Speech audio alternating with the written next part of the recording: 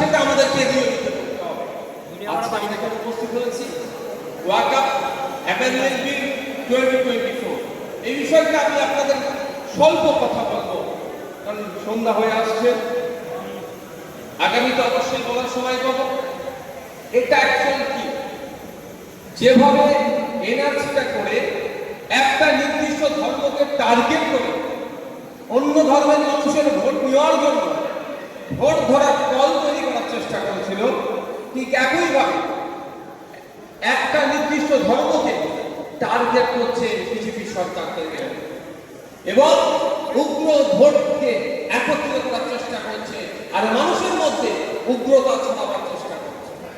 ওয়াকফ act আজকের নয়, দীর্ঘকাল হয়ে আসছে এই ওয়াকফ আইন। এখন কিছু সংশোধনীর মাধ্যমে কেন্দ্রের বিজেপি সরকার চেষ্টা করছে এই ওয়াকফ সম্পত্তিগুলো, প্রাইম সম্পত্তি যেগুলো আছে সেইগুলোকে কুক্ষিগত করবে, সেইগুলোকে কেড়ে নিয়ে ওই আদানি আম্বানিদের মতো পুঁজিপতিদের কাছে তুলে দেবে। কতটা সত্যতা আমি জানিনি, তারপরেও বলছি, যেখানে আম্বানির বাগবাবর আছে, কি অ্যান্টিনাটা কি নাম আছে না, সেটা নাকি কোনো একটা মাদ্রাসার ওয়াকফ জমিনের উপরে তৈরি। ভাবতে পেরেছেন যে ওয়াকফ সম্পত্তিটা কি মুসলিম সমাজের পূর্বপুরুষেরা ধর্মের নামে মাদ্রাসার নামে কিছু সম্পত্তি উৎসর্গ করে দিয়েছে। ওই সম্পত্তি থেকে মাদ্রাসা মসজিদের দেখভাল, রক্ষণাবেক্ষণ, ইমামের মাইনা, মাদ্রাসা টিচারের মাইনা, শুধু তাই নয়, ওয়াকফ অ্যাক্ট থেকে জানতে পারবেন গরিব মানুষের বিবাহের জন্য এই ওয়াকফ থেকে সহযোগিতা করার কথা বলা আছে এবং পড়াশোনা থেকে শুরু করে অনেক কিছু।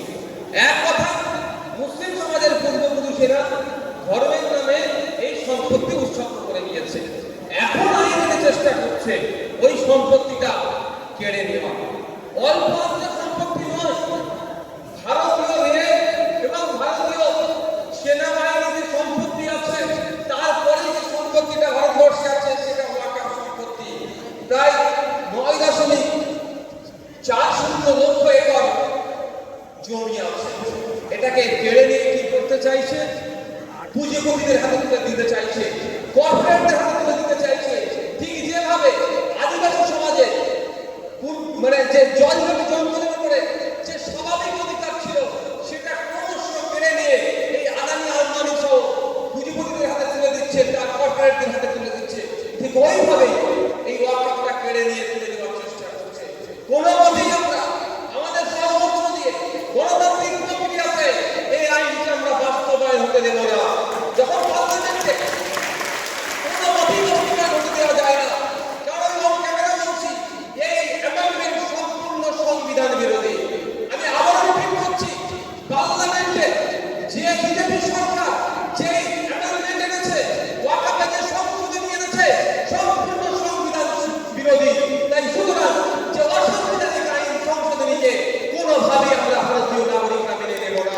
কারণ সেই সংবিধানের জন্য আপনার আমার পূর্বপুরুষেরা লড়াই করেছে, জীবন দিয়ে সংবিধান এনেছে, সেই সংবিধানকে পুনঃস্থিত করার জন্য চেষ্টা করে এই সমাজবাদী দলেরা, এই বিরোধী দলেরা, এই আপনার মোদী, অমিত শাহরা, আমরা তাকে ছাড়বো না, গণতান্ত্রিক প্রক্রিয়ার জবাব দেব। বন্ধুগণ, এদের লক্ষ্য শুধুমাত্র ওয়াকফ সম্পত্তি নয়, এদের আগামী টার্গেট হচ্ছে ট্রাস্টের যে সমস্ত জমিগুলো আছে, সোসাইটির নামে যে সমস্ত জমিগুলো আছে, দেবত্ব সম্পত্তি যেগুলো আছে, মন্দিরের নামে, গির্জার নামে যে সম্পত্তিগুলো আছে, সেইগুলোকে আস্তে আস্তে হাতা করবে। এই সবে শুরু করেছে। আমি আপনাদের একটা কথা বলতে পারি, একটা সময় আমরা কি দেখতাম, এখনো চলছে, কাশ্মীরে কাশ্মীরে একটা নির্দিষ্ট ধর্মের মানুষ বেশি আছে, সেটাকে আমরা অতটা গ্রাহ্য করতাম না, জঙ্গি বলে চালিয়ে দিত, এই সন্ত্রাসবাদী বলে চালিয়ে দিত। কিন্তু বন্ধুগণ একটু লক্ষ্য করুন, প্রথম ছিল মুসলিম, এখন হচ্ছে মণিপুর। মণিপুরের মধ্যে দিয়ে দেখবেন ধর্মীয় পরিচয়ে কোন সমাজের মানুষ বেশি বসবাস করে? খ্রিস্টান। প্রায় 2 বছর ধরে ওখানে জাতি দাঙ্গা চলছে। এক করে যদি রাশিয়া ইউক্রেনের যুদ্ধ থামিয়ে দিতে পারে আমার দেশের সরকার বাহাদুর, তাহলে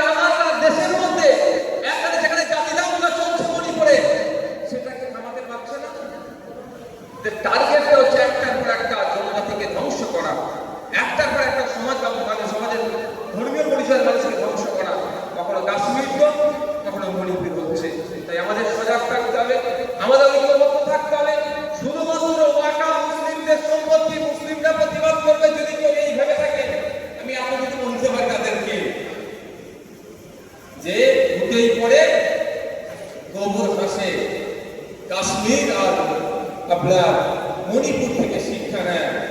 আজকে যদি আমরা নিরহ কাশ্মীরের উপরে যে অত্যাচার চলছিল তার যদি সচ্ছল প্রতিবাদ করতাম তার ওই ঘটনা, তাহলে মণিপুরে হয়তো এতদিন আমাদের দেখতে হতো না। ওখানে আদিবাসী সমাজের মহিলাকে উলঙ্গ করে রাস্তায় হাঁটাচ্ছে।